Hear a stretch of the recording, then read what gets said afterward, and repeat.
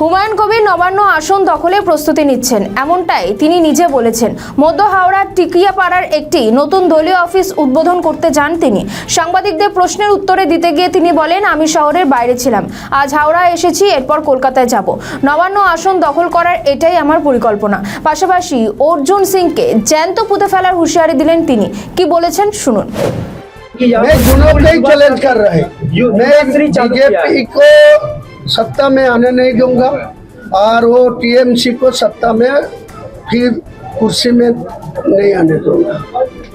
तो युवा श्री जो चालू किया काफी सारे लोग বলেছি আমি অর্জুন সিংকে, যদি ক্ষমতা থাকে তোমার বাপের মায়ের দুধ দিয়ে ভাত খেয়ে থাকো, ওটা ব্যারাকপুর না মুর্শিদাবাদ, তুমি যাবে, তোমাকে 10 ফুট গর্ত করে জ্যান্ত পুঁতে দেবো মুর্শিদাবাদের।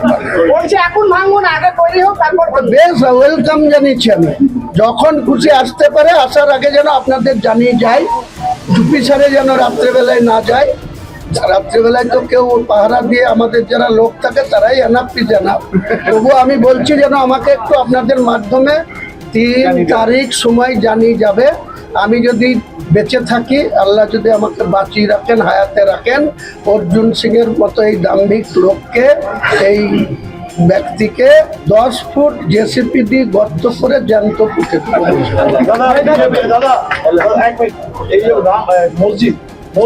মসজিদ নিয়ে কারোর আপত্তি নেই। বাবরি মসজিদে আপত্তি আছে, শুধু বেঙ্গলে নয়, বেঙ্গলের বাইরের লিডারশিপ থেকেও এটা 1% লোকের।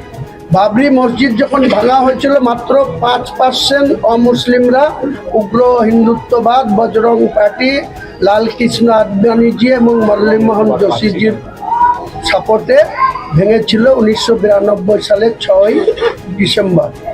5% লোককে এত গুরুত্ব দিয়ে মহামান্য সুপ্রিম কোর্ট কয়েক বছর জুডিশিয়ালে কেস চলার পর তিনারা কোনো তথ্য দিতে পেরেছিল যে ওখানে রামের জন্ম হয়েছিল বা রামের নামে রামলীলার কোনো জায়গা? তিনারা জাজমেন্ট দিতে গিয়ে পরিষ্কার বলেছিলেন যে হিন্দু ধর্মের আবেগকে সম্মান জানিয়ে, ইমোশনালকে গুরুত্ব দিয়ে 5% লোকের ইমোশনালে বাবরি মসজিদের ট্রাস্টের জায়গা রামলীলাকে দেওয়া হয়েছে। সেখানে রাম মন্দির হয়েছে। কোনো ভারতবর্ষের মুসলমান আমরা বিরোধিতা করেছি? কেউ করিনি।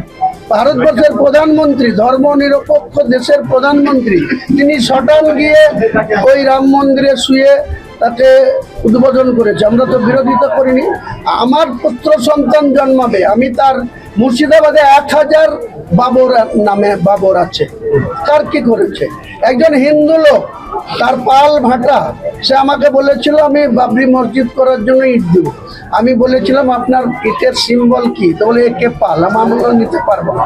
উনি আমাকে ফোন করে 3000 ইট তিনি ফর্মা চেঞ্জ করে বাবরি লিখে ইট পুড়িয়ে একজন হিন্দু ব্যক্তি আমাকে ইট পৌঁছে দিয়েছে। আটকে লিখ না অর্জুন সিং, ক্ষমতা থাকে আটকে লিখ, আর ক্ষমতা থাকে তো বাবরি মসজিদের 1 কিলোমিটারের বাইরে রেখে দেবো, 1 কিলোমিটারের ভেতরে ঘিঁচতে দেবো না। অর্জুন কেন? যে কোনো ভারতবর্ষের ব্যক্তি যদি আমার মসজিদ ভাঙতে আসে, আগে 10টা কবরে ঢোকাবো, তারপরে হুমায়ুন কবির কবরে যাবো। বাংলায় কটা সিট পাবে?